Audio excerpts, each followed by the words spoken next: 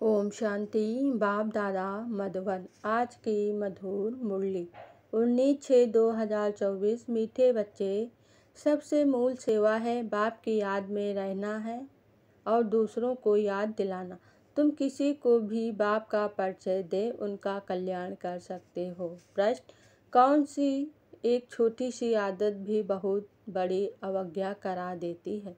उससे बचने की युक्ति क्या है? उत्तर: अगर किसी में कुछ छिपाने की व चोरी करने की आदत है तो भी बहुत बड़ी अवज्ञा हो जाती है। कहा जाता है, कख का चोर सो लख का चोर। लोभ के वश भूख लगी तो छिपाकर बिना पूछे खा लेना, चोरी कर लेना, यह बहुत खराब आदत है। इस आदत से बचने के लिए ब्रह्मा बाप समान ट्रस्टी बनो।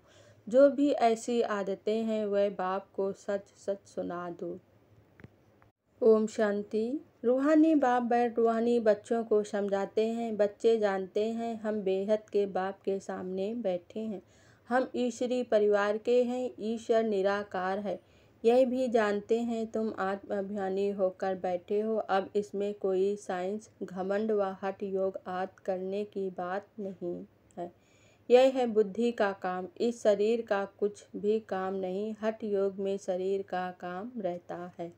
आज की मुरली से मुख्य 10 पॉइंट। पहली पॉइंट, ये सबको बाप का परिचय देते हैं। मूल बात यह है, हर एक बच्चे को बाप का परिचय देते हैं। औरों को समझाते हैं कि बाप कहते हैं मुझे याद करो तो तुम्हारे जन्म जन्मांतर के पाप मिट जाएंगे। दूसरी पॉइंट, हर एक को बाबा देखता है। बाबा हर एक से समाचार पूछते हैं, क्या क्या सेवा करते हैं। कोई को बाप का परिचय दे उनका कल्याण करते हैं, टाइम वेस्ट तो नहीं करते। तीसरी पॉइंट, बुद्धि में क्या क्या रहना चाहिए। यहाँ तुम संगम युग पर बैठे हो तो खान पान भी शुद्ध पवित्र जरूर चाहिए। हम भविष्य में सर्वगुण संपन्न 16 कला संपूर्ण न्यूकारी बनते हैं। चौथी पॉइंट, घड़ी घड़ी बाप समझाते हैं मीठे बच्चे अपने को आत्मा समझते हैं, अभिमानी बनो और दे अभिमान को छोड़ो। आत्मा कितना समय समझाते हैं, यह पक्का करना है हम आत्मा हैं, बाप को याद करना है, इससे ही बेड़ा पार होता है। पांचवी पॉइंट, बाप खुद नहीं बनते हैं, हमको बनाने आए हैं, तो अंदर में बहुत खुशी होनी चाहिए। स्वर्ग में हम कौन सा पद पाएंगे, हम क्या सेवा करते हैं, घर में नौकर चाकर हैं उनको भी पहचान देनी चाहिए। छठवीं पॉइंट, बाप कहते हैं मैं तो राज नहीं करता, तुम पांडव ही राज करते हो। सातवीं पॉइंट, बाबा हमको विश्व की बादशाही दे खुद वानप्रस्थ में चले जाते हैं, कितनी निष्काम सेवा करते हैं, सब सुखी और शांत हो जाते हैं।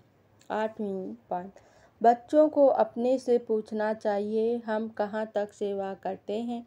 जैसे भंडारी है, तुम्हारे लिए कितनी सेवा करती है, कितना उनका पुण्य बनता है। बहुतों की सेवा करती है तो सबकी आशीर्वाद उन पर आती है। भंडारी की तो कमाल है। नवीं पॉइंट, सतयुग में थोड़े ऐसे कहेंगे अभी तुम शरण में आए हो, कोई को भूत लगते हैं तो बहुत पीड़ित करते हैं, वह अशुद्ध सोल आती है। तुम्हारे को कितने भूत लगे हुए हैं, काम क्रोध लोभ मोह, यह भूत तुम्हारे को बहुत पीड़ित करते हैं। 10वीं पॉइंट, चोरी की दे अभिमान आया तो रिजल्ट क्या होगा, पद भ्रष्ट हो जाएगा। कुछ ना कुछ उठा लेते हैं, कहते हैं कख का चोर सो लख का चोर। यज्ञ में तो ऐसा काम कभी नहीं करना है। अच्छा, धारणा के लिए मुख्य सार। पहली पॉइंट, स्थूल सेवा के साथ साथ सूक्ष्म और मूल सेवा भी करनी है। सबको बाप का परिचय देना, आत्माओं का कल्याण करना, याद की यात्रा में रहना, यह है सच्ची सेवा। इसी सेवा में बिजी रहना है, अपना समय वेस्ट नहीं करना है। दूसरी पॉइंट, सेंसिबल बन 5 विकारों रूपी भूतों पर विजय प्राप्त करनी है। चोरी व झूठ बोलने की आदत निकाल देनी है। दान में दी हुई चीज वापस नहीं लेनी है।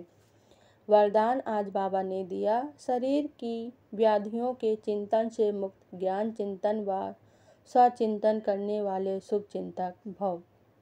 स्पष्टीकरण। एक है शरीर की व्याधि आना, एक है व्याधि में हिल जाना। व्याधि आना यह तो भावी है, लेकिन श्रेष्ठ स्थिति का हिल जाना यह बंधन युक्त की निशानी है। जो शरीर की व्याधि के चिंतन से मुक्त रह स्वचिंतन ज्ञान चिंतन करते हैं वही शुभ चिंतक हैं। प्रकृति की चिंतन ज़्यादा करने से चिंता का रूप हो जाता है। इस बंधन से मुक्त होना, इसको ही कर्मातीत स्थिति कहा जाता है। स्लोगन आज बाप ने दिया, स्नेह की शक्ति समस्या रूपी पहाड़ को पानी जैसा हल्का बना देती है। ओम शांति।